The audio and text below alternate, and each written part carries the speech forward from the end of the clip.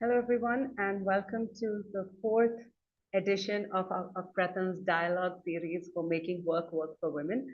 I'll be your host for today. I'm Anna Francis from Pratham Education Foundation, and today I have the honor of introducing one of our lovely guests for the day, Ms. Yukari Kanamuri, who is the Technical Officer at International Labour Organization. Welcome, Yukari, and thank you so much for having us here today. Thank you very much, Janet. It's a pleasure to join this webinar. Thank you. Thank you so much. Can I request the host to please stop the screen share so that Yukari is also visible? Thank you so much. So folks, today this is the fourth edition of our dialogue series, and today we're really going to be focusing on the value proposition for having women in non-traditional industries and helping them increase their workforce participation rates. Yukari, as a representative of ILO, you have a bird's eye view on a lot of the different interventions that are happening in our ecosystem today. And I think the audience would really love to hear your perspective on what the situation is like in the ecosystem today, and what do you think are going to be some of the key drivers as we move forward in the industry. Please go. Thank you, Annette, and thank you very much for this opportunity. I'm Yukari Kanamori. I've been in ILO for about 5 years. I'm originally from Japan, and I arrived in India just about 2 years ago, working specifically on skills development and enterprise development. So from my perspective, when we think about the space for women's workforce participation, maybe one perspective we could have is how effectively we could leverage the changes that are already happening in society to also accelerate women's workforce participation. So for example, as an ILO, when we talk about the challenges in the world of work today, there are three what we call mega trends in the society, not only globally, but at the country level. One is digital transformation, and the second is green transition. In ILO, we call it just transition. And three is demographic changes. So one perspective we could have is how these mega trends affect the world of work, job creation, and workforce development, and how we could really leverage these not only challenges but opportunities coming from these mega trends to really bring about opportunities to increase women's workforce participation. For example, when it comes to digital transformation and also just transition, I had an opportunity to visit one Indian company in Pune last week. That is a company actually producing EV batteries for electronic vehicles. And it was very surprising that I think about half of the workers in the factory I visited were women, young women, who are actually at the very front line to produce EV battery. And I think that was maybe at least a part of the reason for the company to make it happen was really because of this new trend and the new job occupation, new industry coming into society. And they really, leverage those opportunities at the right timing to also increase women's participation in the workplace. That's such a wonderful example, Yukari, and I think it really resonates with the kind of experiences we've seen at Pratham as well, where it's maybe 10 years ago, the number of women who were in non-traditional trades like electrical, automotive was very minuscule, maybe less than 2%. But today we see that that figure is slowly but steadily growing to 10, 15%. And we see definitely that aspirations of young women are also changing. Women are more and more becoming comfortable entering STEM and related non-traditional trades. So I guess one of the questions I wanted to understand is what factors do you think has contributed towards this growth of women in, say, domains like STEM and non-traditional trades? And what kind of interventions do you think have been the most critical in helping break down these age-old barriers and stereotypes? Thank you. So I think in terms of factors that contributed to, this change, are so many factors, I would say. Like if we talk about, a women's workforce participation, everyone would maybe recall the very big Me Too movement that started globally and also came to India, really in a large scale. that certainly, affected the way women think about their rights and, capability to make bigger influence of a society, right? And also COVID-19 certainly changed such a big role to really transform our sense of value as individuals. And so that affected how we think about work-life balance, for example. That certainly affected how men want to work and want to keep their family as well. And also the way we work has completely changed, at least in certain industries in society. And also gig economy and telework, those factors really have emerged only in the last 5 or 10 years. So all these factors actually have contributed to also bring about such changes in society. But then when we talk about some of the effective intervention to really successfully break barriers for women's entry, especially into STEM sector, I think we need to have a combination of soft and hard approaches. So when I again talk about the company I visited in Pune last week, they have a very good combination of soft and hard measures. So in terms of soft measures, they have really put the diversity, inclusion, and equity at the company, company's strategy level and company's core value has really embedded that, women's participation as one of the highest level strategies in the company. Then that certainly affected so many different measures in terms of training opportunities for women and also for arrangement of not only like a toilet or changing room, but more for really about social infrastructure. For example, they have a nursery just next to the factory, and also they have 24-hour women doctor in place for in case something happens in the factory. And also they organize like door-to-door services to support the safe commuting of women. So all those factors not only supported to really create an enabling environment in terms of infrastructure setting, but also to really generate the mindset, change the mindset of their workforce and also the family members of the workers as well. That's actually very helpful insight. And I think these are definitely observations that sort of resonates with Pratham's experience as well. And thank you so much for putting that into perspective. I guess one of my next questions, which I'm sure many people in the audience might also have, is how might this transition fundamentally redesign the existing workforce narratives? How do you see common practices which might have been considered commonplace for decades now changing because of the increase of women in the workforce?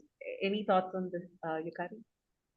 Yeah, so in terms of the workforce narratives, I think what we are seeing now is that certainly, like including the company I just mentioned, many workplaces are moving toward more diversified workforce, right? So not only, about the involvement of women, but really about, people with many different backgrounds and situations and capabilities to come together as an effective and more productive and sustainable workforce. So it is not only about, gender segregation, really going much beyond that, I would say, because what I'm saying is also because based on my own experience. I am also a mother of 2-year-old twin girls, actually. I gave birth to them, obviously, I gave birth to them 2 years ago, and I have been, difficult time really in the last 2 years to balance the childcare, housework, and also my professional work at the same time. And what I really found was that, it's not really about the challenges between men and women, because the people I talk to and I resonate the most now is someone who is raising, similar age children, no matter they are men or women. But we could resonate each other, we could learn from each other, we could encourage each other. So it's not just about, gender, but more about, understanding other situations, more about growing your good empathy in society and workplace, right? So I think in terms of the, workforce narratives, I think what I'm seeing right now and what I also hope to see more in many companies in the future is really to have more, enhanced culture of peer learning and also peer support among those who have like similar background or even those who have completely different backgrounds. There should be better understanding in the workplace, right? So from that perspective, what I wanted to emphasize was really the importance of lifelong learning because it lifelong learning is important, of course, to let us adapt to those mega trends I mentioned earlier, digital transformation, green transition, and demographic shift. These are really transforming our world of work. So we have to get like new technical skills, right? That is, of course, important. But maybe what I want to emphasize more is the importance of soft skills to bring about changes in workforce. For example, if you want to increase the number of women in your team or organization, especially those who are in manager or senior leaders positions, should have much better soft skills because obviously their composition of team members will be different, right? If they have more women, they need to understand women's situations. If they have someone who is having so many children or sick mother or father to care throughout the evening, you also have to understand those situations to really, make a good teamwork, right?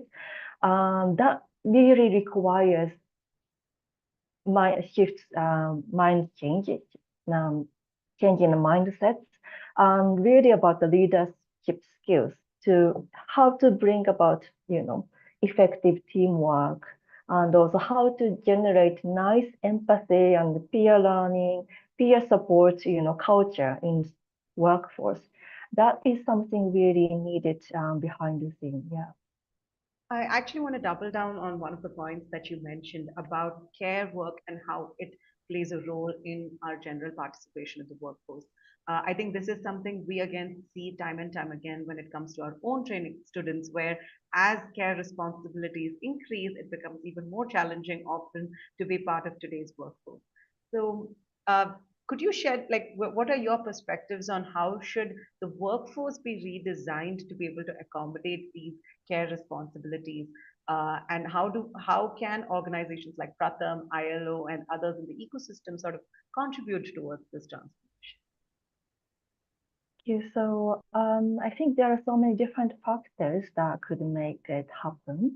But maybe if we think about some like other external factors outside the company or workforce, I think there are so many changes that could happen also to really build and foster an enabling environment for enterprises to be more inclusive and sustainable and diversified. So in thinking that, what I'm also trying to think always is not to have, one fits all solution. So when we think about women's workforce participation, we tend to think about what is happening in Western countries, for example, and that is really where like a Me Too movement has also started and really influencing over other countries, including India and also my home country, Japan as well, right? But of course, each country, each culture, each people different hugely. So we really need to think about what would be the best solution really for each country, each state, because India is such a diversified country, states in, northeast and the southern part of India are completely different, right? So even also at community level, what would be the best solution? The interesting thing is that, when I used to study in the university in the UK. I needed to have a presentation to have a, how to achieve like gender equality in international development or something. And at that time, I had an opportunity to catch up with some of the friends in Japan.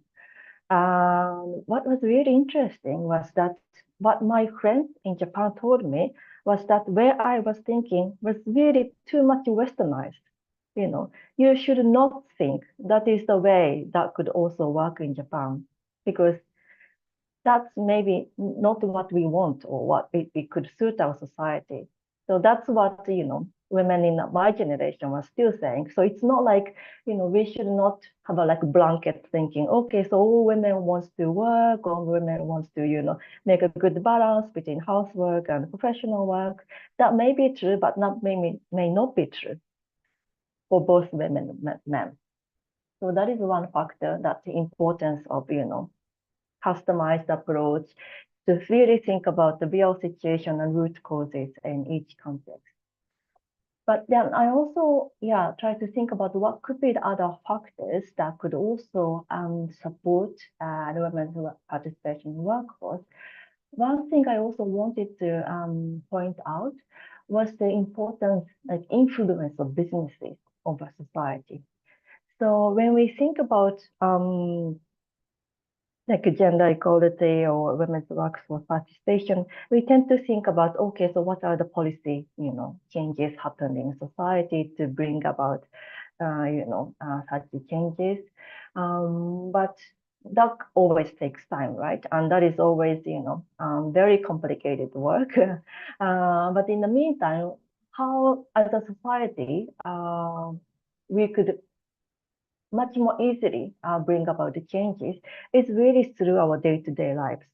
So, for example, if I look back at the situations in Japan, also Japan is another country, that has been really struggling in terms of, really realizing gender equality in meaningful manner.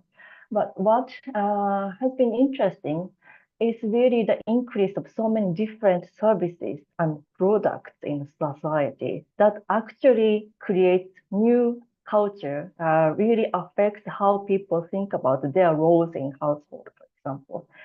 So one of the like interesting example is the increase of what is called meal kit in Japan.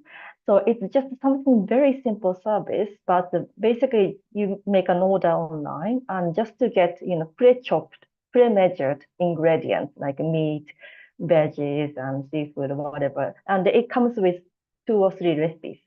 And whoever receives it, even without any cooking experience at all, if you just mix them together and follow the very simple recipe, after half an hour, you have enough meal available, readily available for all your family members. That has really changed how people think about, especially how men think about what they could do in a family.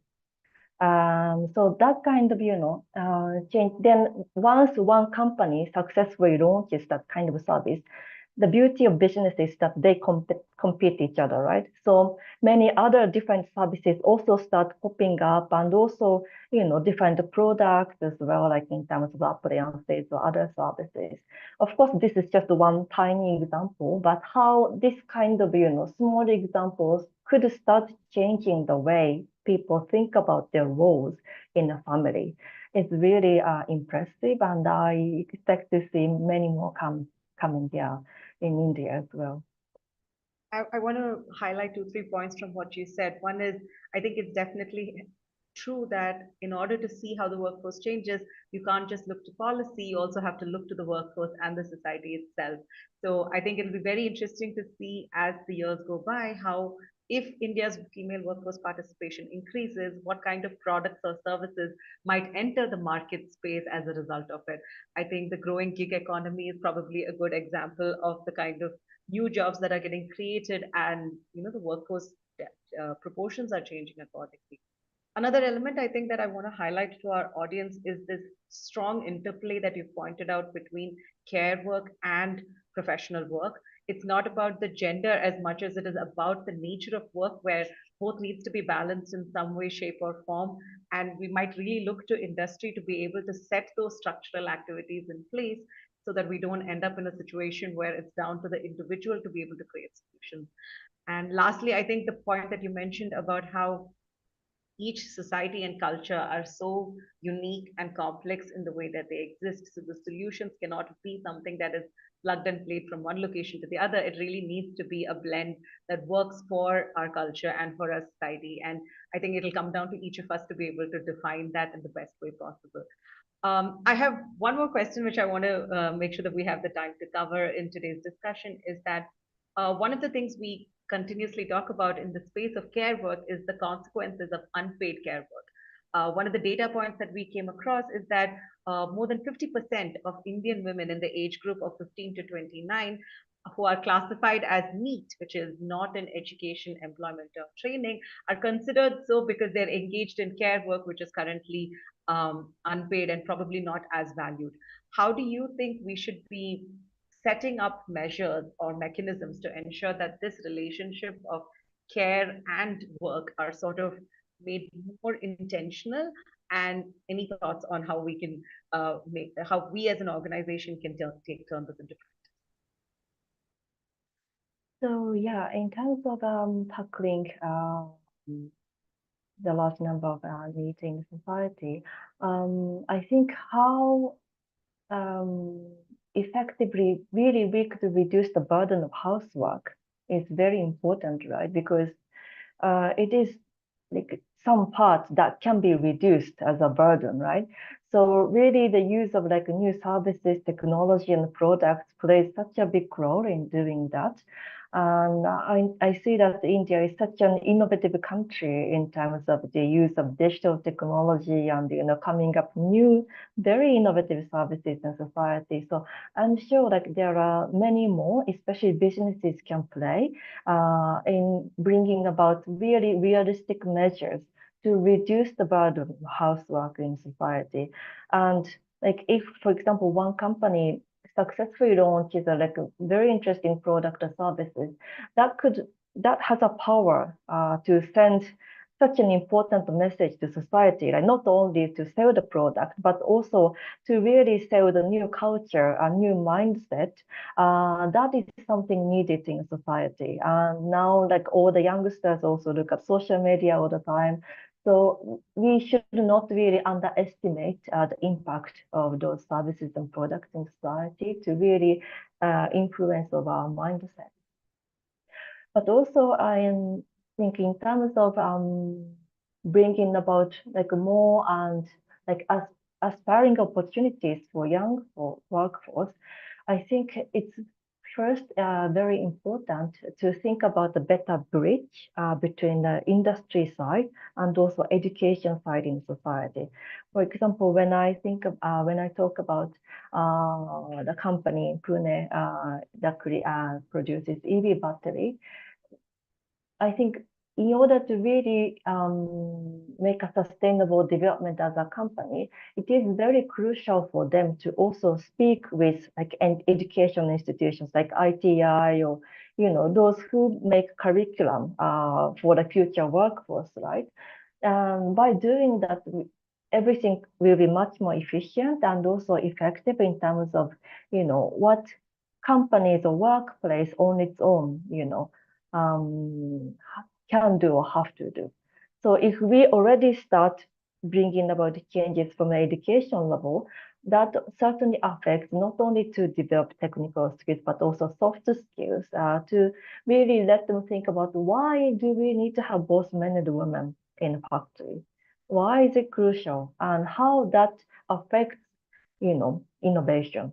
Innovation is all about, bringing together the different ideas, right? And conflict ideas coming together and suddenly becomes a really interesting idea that really is like out of box thinking. So that kind of mindset could be, start nurtured really at the younger level from the education stage. And also, what is also important is career guidance. When we think about creating more opportunities for women and even for men who are not educated or employed in young age, because although like these new occupations are emerging, I don't know how many people are actually aware of it. And I don't know how many people, how many students are aware how exactly they could reach to that occupation, what they need to learn, and where could they work. So career guidance really matters a lot in terms of not only letting youngsters and finding job opportunities just to get money for tomorrow, but really to effectively grow their aspirations. That is something, another important factors when we think about me. Thank you so much for that answer, Yukari. We actually have some questions from the audience, so I'm going to pick some of my favorites. One of the questions that's come through is how can we amplify role models who are already in non-traditional spaces, and how can we leverage on that role model effect to be able to attract more women into these roles? Any thoughts on your side? Thank you. Yeah, I'm glad to hear the keyword role model because that is something very, very much needed. That is something what I have observed in all the successful cases that really brought about changes in terms of women's advancement in society. So what is really important is not to really, not only think about, bringing a role model to a person like in front of the person who is interested in that kind of job role, for example, but also to the family members or those people who are spending time with this person really affects the influence, okay, the mindset of this particular person, right? That is why like all the successful examples of bringing about young ladies into non-traditional training, sector training or job opportunities, even the project ILO and Pratham have done, in some states in India, have really shown the good example of involving family members, for example, into such discussion. Yeah, I'm actually reminded of a story from, in fact, one of the project sites which we might have visited a few months ago, where we saw that from a single village, we had multiple women enroll in electrical training programs. And really, it was almost a snowball effect of the first girl signed up, and then seeing her, three more other women signed up, and then before you know it, you have a village of women electricians, right? So I think you can't understate the importance of role models. We have one more question, which is more, I think, for the ecosystem in general, is what kind of advantages do you think we as a society or a workforce can experience if more women are engaged in the non-traditional trade workforce? So I think, as I said, in terms of bringing about innovation, it's all about bringing people from different, backgrounds, people with different mindsets.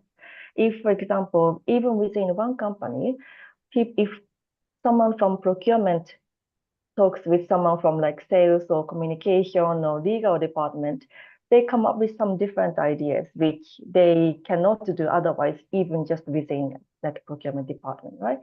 So it's really like that. So bringing in women into our workforce is really crucial in many different ways, but to really effectively, grow empathy in the workforce, that is another such a big driver to bring about sustainable workforce. So as I mentioned earlier, it's ultimately not only about men and women, right? It's really about understanding the situations of different people from different backgrounds, different situations. Then how we could together collectively build a better workforce, really including those people, is really a start of sustainable way of doing business. And we have our last question for the webinar today. You mentioned earlier about lifelong learning, and I think this is a domain that we have all been talking about in the last few years, especially as conversations around the future of work has been growing. Everyone is, I think, wondering what the future of work is going to look like. How do you learn today for the skills which you don't really know might happen in the future? So, on behalf of ILO, is there anything that you feel the audience should be looking out for as they try to navigate their own lifelong learning experiences or as they try to navigate the future of work themselves? So I think, lifelong learning, as you said, has um, became to be like one of the important policies, even at the government and international organization level, but really in society level as well, right? We are really observing how, for example, AI has replaced some of the job occupations completely. So in terms of, let us adapt much better um, and really more in agile manner, lifelong learning is something that really gives us some extra skills, not only the technical skills, but also soft skills that are crucially important because the demand of what kind of soft skills we are needed in society is also changing, not only the technological changes, but also lifelong learning is something that keeps giving us good aspiration and good interest and good insights. What else we could do, what further we could contribute to society, how much I could much more enjoy working in day-to-day life. And that is really, a positive side that lifelong learning could bring about. Not only, to like change job roles or increase your salary, but really at your emotional level, it gives such a high level of aspiration. So that's something that we should all embrace. Thank you so much, Yukari, for taking the time out to have this conversation with us and to answer all the questions from the audience as well. We really appreciate you being here. To the audience, just want to tell everyone quickly that this is in the last of our dialogue series. We have 3 other episodes. In case you missed it out, please check out our YouTube channel, Pratham Skilling, and you should be able to see all of the previous webinars on a playlist.